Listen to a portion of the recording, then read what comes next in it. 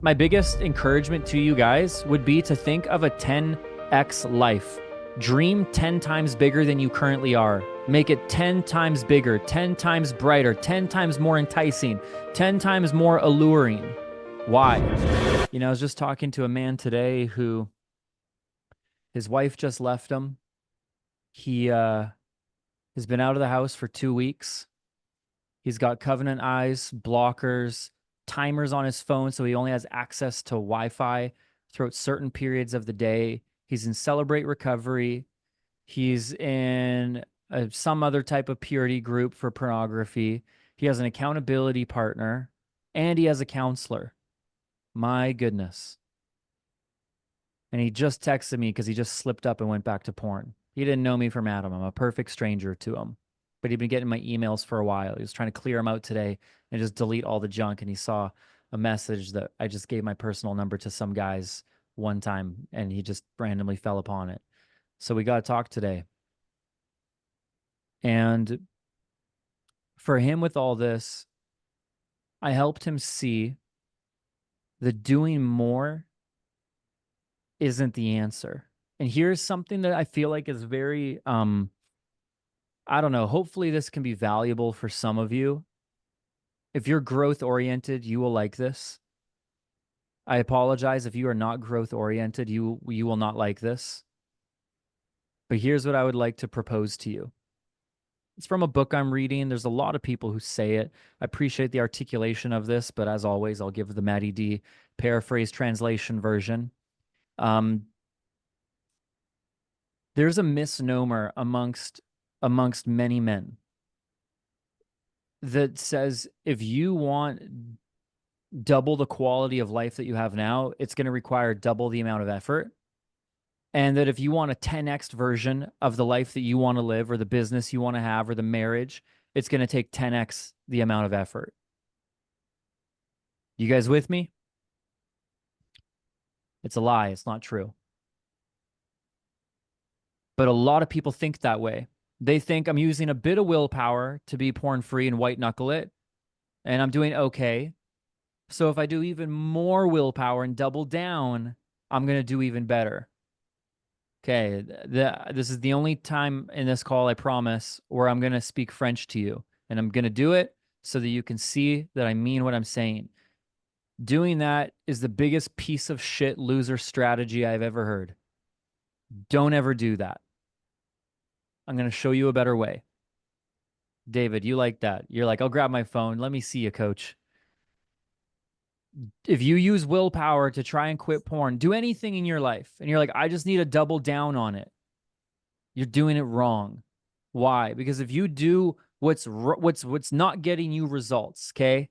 That's like driving on the wrong side of the highway. And when you do more of it, that's like hitting the gas.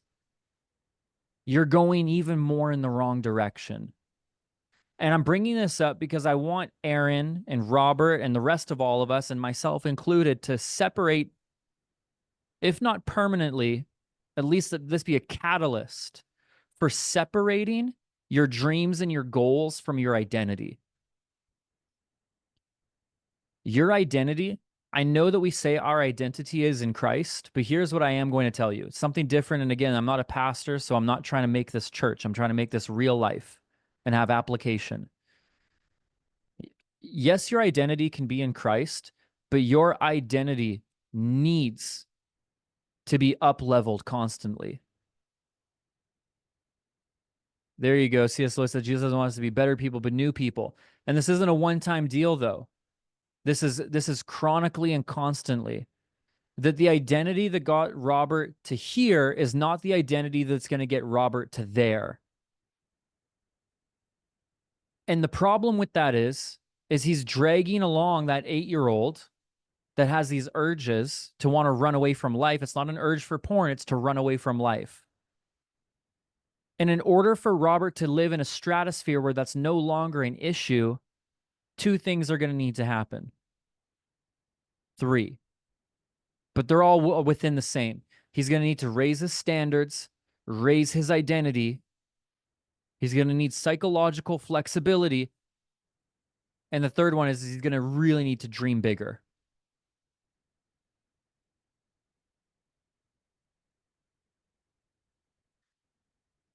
Let me say it this way.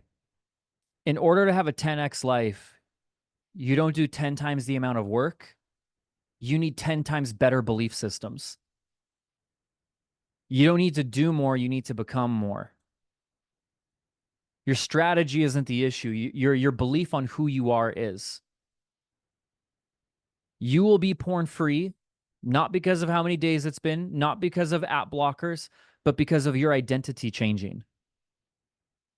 Henry, you even shared in our Fit for Family group, spiritually bypassing. That's an identity change. That's raising the bar. When you're like, I've been spiritually bypassing my own pain and invalidating all of my emotions, therefore letting them run the show. Because what you repress has success. If you repress it, it'll succeed you. It will be your master. It will be Lord of your life. That's why I'm a huge fan of not repressing anything, because it's going to just dominate you. Again, I don't always get it perfect. Never said I have. But these are ideas. And it's actually much, much, much easier to live a 10x life free from porn and the one you want to create than it is to live a 2x life where you're just doubling your streak. I actually believe it's easier to quit porn for life than it is to quit porn for just 60 days. Because it's two different approaches. One requires so much more force and brute effort and trying, and the other one is a yielded journey where you actually focus on the little things that move the needle, like inner child work, like your mindset, your belief systems, like getting out of your own way. You guys have probably heard it already, like the 80-20 principle, where 20% of your effort creates 80% of your results. So let me say it this way. The life that you are now living right now, 80% of that, of the life that you are living is because of 20% of your effort. That's insane. You want to know why? Because the reverse is also true. And that means 80% of what you are doing is creating the other 20% of the result in your life. The goal here is not to do more, but to cut out more in order to become more. And this is why entrepreneurship is so hard for Aaron or for Robert or myself, or is anyone else here into entrepreneurship? Maybe you have a little hobby, you want to make your own income, you want to do your own thing, but you're scared. Nobody? David, you're like, I'm good, I'm done. Yes, says Joshua De Silva. Okay. This is why so many, and Robert, you know these stats, but this is why so many businesses fail every year. It's like 80% of businesses that start this year in 2024 will be out of business 5 years from now. Check that out. Listen, for real. I don't care what you think about business or money. Like, this is really, really interesting and profound if you think about it. 80% of businesses in the next 5 years will be gone. And then another in the next 10. So 95% of businesses made this year will be gone, obsolete, extinct in the next decade. Why? Because in order to grow something like that, you need to have psychological flexibility. You need to be willing to shed your old identity in order to receive the new. Your identity in Christ is not a yes or no, black or white statement. It's not, is my identity in Christ yes or no? It's to what degree, to what extent, how much of me is a new creation. So, for example, if Aaron doesn't get what he wants in his business, it's not because he's not enough. It's he's enough. He just needs to learn different systems, different procedures, and different skills. And he's only going to get there through failure. Why? Because failure and pain is the biggest teacher. But a lot of people think if they fail, it's who they are. So then they stop. Right? If you hit a relapse, you're like, I'm done. That's it. This doesn't work. I quit. I'm over. But it's like, you got to learn. This is your tuition. This is your education. This is your school. This is your class. This is where you learn all this stuff right now. Anytime you go back to porn, if you do, it's very, very, very valuable. Very valuable because there's lessons within it that you need to learn. If you allow yourself to. Right? This is why it's so important that we have flexibility. And this is the reason why I'm going to be honest. I'm going to be super real with you guys. It's the hardest to coach Christians out of porn addiction. It is 10 times easier for me to coach people who do not believe in God how to be porn free than it is to coach you guys. You want to know why? Because we created a world with religion that has so much rightness around it that if you believe in these exact string of thoughts, you will go to heaven. But if you believe in these exact string of thoughts, you will go to hell. And so we walk a tightrope, which makes us so dang stubborn and unwilling to grow and bend and yield. And we're like, well, that's not true. It's like, nah, this is exactly Jesus's beef with the Pharisees. They were so right theologically, they were so wrong relationally. And you might be right theologically, but then the relationship you have with yourself proves that you are infinitely wrong because you self-sabotage and cope and numb and run away. This was Jesus's problem with the Pharisees. Like, he could lead everyone to himself, but he couldn't force the Pharisees to love him back. They were unteachable. They were unwilling. And I find that, I'm not saying this is you guys. I hope not. Maybe. I do believe that the Pharisee within each of us needs to be crucified. But I find as Christians, we are unwilling to learn new things and we want to have everyone else join our club. Think about how many denominations there are. We all think we're right, right? We all want to box people in. You're Lutheran, you're Presbyterian, you're Anglican, you're Baptist, you're non-denominational. Well, I'm this, that, and the other. I'm Catholic. I'm Jewish. I'm a Messianic Jew. It goes on and on and on and on and on. None of that stuff ultimately is the biggest thing that really matters. Because if you hold and grip tightly to it, you miss out. You miss out on being able to have your identity formed in Christ because maybe it served you for a time period and season to say this was your identity, but now it doesn't here. Like, the belief systems that you have as a single individual are not the belief systems that you can have as a man who's dating, as a man who's engaged or married, or a man then who's divorced or widowed. And a man who is addicted to porn has to have a great amount of psychological flexibility where he's willing to put everything about his life up on the table and have it be able to be revised, pruned, cut off, snipped, confronted, challenged in order for him to live a bigger, better, and more beautiful life. So back to the point with all those businesses failing, why is that wildly important? Because they don't fail because they suck and they're not enough. They failed because they failed to be willing to shed old belief systems that no longer serve them. Robert has just admitted that he's in his own way. He's got a very successful business. And this is why some people are able to create big businesses, or in some cases, big lives, and others not. It's not that anyone was just born that way. It's that we're all holding on.